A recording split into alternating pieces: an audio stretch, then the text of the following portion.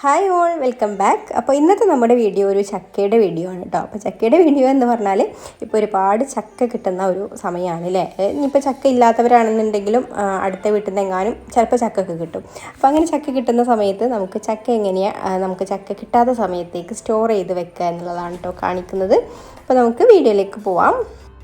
അപ്പോൾ അതാ ഞാനിവിടെ ഒരു ചക്ക മുഴുവനായിട്ട് ഇപ്പോൾ കാണിച്ചിട്ടുള്ള ആ ഒരു ചക്ക ഉണ്ടല്ലോ, അത് മുഴുവനായിട്ട് തന്നെ വെട്ടിയിട്ട് അതിൻ്റെ ചുളയൊക്കെ പറിച്ചെടുത്തിട്ടുണ്ട്.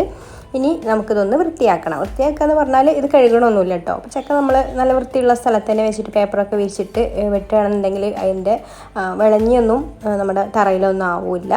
പിന്നെ ആ ഒരു പേപ്പർ അടക്കം നമുക്കങ്ങോട്ട് അതിൻ്റെ വേസ്റ്റൊക്കെ കളഞ്ഞാൽ മതി. അപ്പോൾ അങ്ങനെയാണ് കേട്ടോ ഞാൻ ചക്ക വെട്ടിയെടുക്കാറുള്ളത്. അപ്പോൾ അത് ഞാനിതിൽ ഉൾപ്പെടുത്തിയിട്ടില്ല. അപ്പോൾ ഇതാ ചുളയൊക്കെ പറിച്ച് വെച്ചിട്ടുണ്ട്. ഇനി നമുക്ക് ഇതിൻ്റെ ഈ ഒരു കുരുവൊക്കെ ഒന്ന് മാറ്റണം.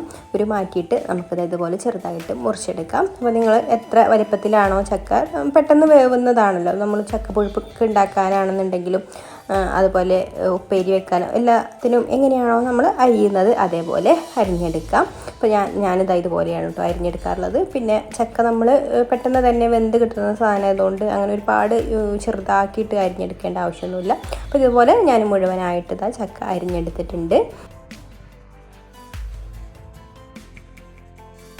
ഇനി ഞാനിത് വേവിക്കാൻ വേണ്ടിയിട്ട് കുറച്ചിവിടെ വെള്ളം വെച്ചിട്ടുണ്ട് കേട്ടോ. സ്റ്റീമറിൻ്റെ അടിയിലുള്ള പാത്രത്തിൽ ഞാൻ വെള്ളം വെച്ച് കൊടുത്തിട്ടുണ്ട്. വെള്ളം തിളച്ച് തുടങ്ങിയിട്ടുണ്ട് കേട്ടോ. അപ്പോൾ നമുക്ക് ഈ ഒരു സ്റ്റീമർ ഇതിൻ്റെ മുകളിലേക്ക് വെച്ച് കൊടുക്കാം.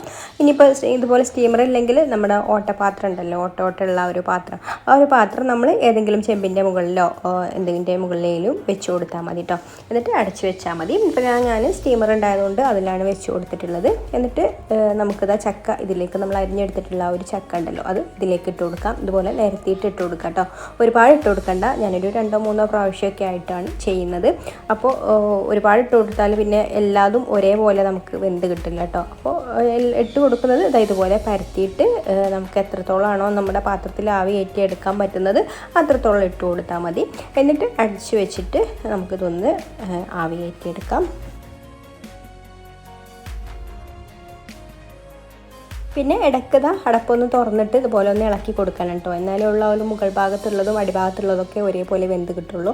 അല്ലെങ്കിൽ രണ്ടും രണ്ട് വേവായിട്ട് വരും കേട്ടോ. മുകൾ ഭാഗത്തുള്ളത് ഒരു വേവും അടിഭാഗത്തുള്ളത് ഒരു വേവും ആവും. അപ്പോൾ ഒരുപോലെ വെന്ത് കിട്ടാൻ വേണ്ടിയിട്ട് ഇതുപോലെ ഒന്ന് ഇളക്കി കൊടുക്കാം. ഇനിയിപ്പോൾ ആയിട്ടില്ല കേട്ടോ, പെട്ടെന്ന് തന്നെ റെഡിയാവും. ഒരുപാട് വെന്ത് കുഴഞ്ഞു പോകരുത്, ഒന്ന് വെന്ത് കിട്ടിയാൽ മതി. അപ്പോൾ ഞാൻ കാണിച്ചു തരാം കേട്ടോ എങ്ങനെയുള്ള വേവാണ് ആവേണ്ടത് എന്നുള്ളത്. അപ്പോൾ അത് ഒന്നും കൂടെ ആവാനുണ്ട്. അപ്പോൾ ഞാൻ അടച്ച് വെച്ചിട്ട് ഒന്നും കൂടെ ആവിയേറ്റി എടുക്കുകയാണ്.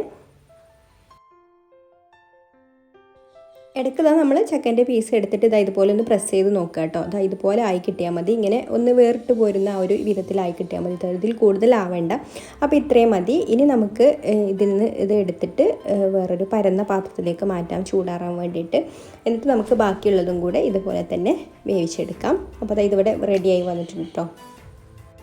അപ്പോൾ ആദ്യത്തെ ബാച്ച് ഞാൻ കോരിയെടുത്തിട്ട് ഈ ഒരു പരന്ന പാത്രത്തിലേക്ക് ഇട്ട് കൊടുത്തിട്ടുണ്ട് കേട്ടോ. എല്ലാം നന്നായിട്ട് തന്നെ നിരത്തി ഇട്ട് കൊടുക്കുക, പെട്ടെന്ന് ചൂടാറി കിട്ടാൻ വേണ്ടിയിട്ട്. എന്നിട്ട് ഞാൻ ഫാനിൻ്റെ താഴെയാണ് കേട്ടോ വെച്ചിട്ടുള്ളത്. അപ്പോൾ ഫാനിൻ്റെ താഴെ ആകുമ്പോൾ നമുക്ക് പെട്ടെന്ന് തന്നെ ഇത് ചൂടാറിയിട്ട് കിട്ടും. ഇപ്പോൾ ഏകദേശം നന്നായിട്ട് തന്നെ ചൂടാറി വന്നിട്ടുണ്ട്. കണ്ടോ, ഇതിൻ്റെ വേവൊക്കെ നല്ല കറക്റ്റായിട്ട് തന്നെ വന്നിട്ടുണ്ട് കേട്ടോ. ഒരുപാട് ഉടഞ്ഞു പോയിട്ടോ കുഴഞ്ഞു പോയിട്ടോ ഒന്നുമില്ല.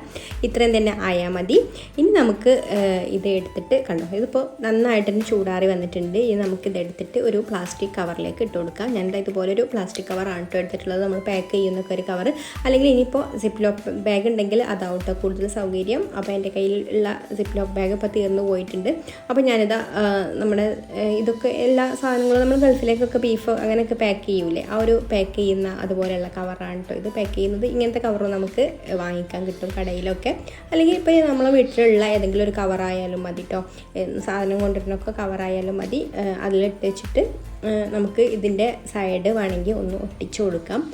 ഈ സിപ്പ് ലോക്ക് കവർ ആകുമ്പോൾ നമുക്ക് ഓൾറെഡി അത് ലോക്ക് ചെയ്യാനുള്ളത് ഉണ്ടാവുമല്ലോ. അല്ലാത്ത കവറൊക്കെ ആണെന്നുണ്ടെങ്കിൽ നമ്മൾ പണ്ടൊക്കെ മെഴുകുതിരിയിലൊക്കെ വെച്ചിട്ട് ഒട്ടിച്ചു കൊടുക്കുമല്ലോ മടക്കിയിട്ട്, അതുപോലെ വേണമെങ്കിൽ ഒട്ടിച്ചു കൊടുക്കാം കേട്ടോ. ഇതിപ്പോൾ ഞാൻ സെല്ലോ ടോപ്പ് വെച്ചിട്ടൊന്ന് ഒട്ടിച്ചു കൊടുക്കുകയാണ് ചെയ്യുന്നത്.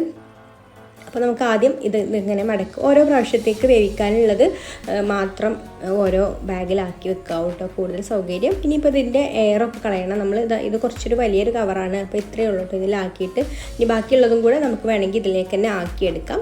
എന്നിട്ട് നമുക്കിത് ഇതുപോലെ എയറൊന്നും കടക്കാത്ത വിധത്തിൽ ഇങ്ങനെ ചുരുട്ടി കൊടുത്തതിന് ശേഷം, ഒരുപാട് ചുരുട്ടണ്ട, ഇത് ഇത്രയും ചുരുട്ടി കൊടുക്കാം. എന്നിട്ട് ഫുള്ള് ഇതിൻ്റെ ഉള്ളിലുള്ള എയറൊക്കെ നന്നായിട്ടൊന്ന് കളയണം കേട്ടോ. ഇതുപോലെ കളഞ്ഞതിന് ശേഷം നമുക്കിത് ഒട്ടിച്ചു കൊടുക്കാം.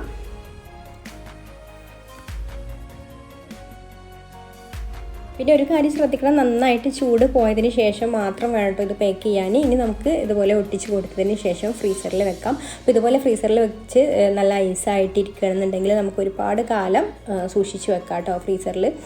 പെട്ടെന്നൊന്നും ഇനിയിപ്പോൾ കറണ്ടൊന്നും പോയാലും പെട്ടെന്നൊന്നും നമുക്ക് അങ്ങനെ ഫ്രീസറിൽ തണുപ്പ് പോകില്ലല്ലോ, ഫ്രീസർ തുറക്കാതിരിക്കുകയാണെന്നുണ്ടെങ്കിൽ. അപ്പോൾ നമുക്ക് ഒരുപാട് കാലം സൂക്ഷിച്ച് വെക്കാം, ചക്കയില്ലാത്ത സമയത്തൊക്കെ യൂസ് ചെയ്യാം കേട്ടോ എടുത്തിട്ട്. അപ്പോൾ ഇന്നത്തെ വീഡിയോ നിങ്ങൾക്ക് ഇഷ്ടമായിട്ടുണ്ടാവും എന്ന് വിചാരിക്കുന്നു. അപ്പോൾ ഇഷ്ടമായിട്ടുണ്ടെങ്കിൽ ഒന്ന് ലൈക്ക് ചെയ്യുക, ആർക്കെങ്കിലും ആവുന്നുണ്ടെങ്കിൽ ഒന്ന് ഷെയർ ചെയ്ത് കൊടുക്കുക കേട്ടോ. പിന്നെ നിങ്ങളുടെ അഭിപ്രായങ്ങൾ കമൻറ്റ് ചെയ്യാനും മറക്കരുത്. അതുപോലെ തന്നെ ചാനൽ സബ്സ്ക്രൈബ് ചെയ്യാതെ കാണുന്ന കൂട്ടുകാരാണെങ്കിലും ഒന്ന് സബ്സ്ക്രൈബും കൂടെ ചെയ്തിട്ട് സപ്പോർട്ട് ചെയ്യണേ. പിന്നെ മറ്റൊരു നല്ല വീഡിയോ ആയിട്ട് വീണ്ടും കാണാം. അതുവരേക്കും take care, bye bye, thank you.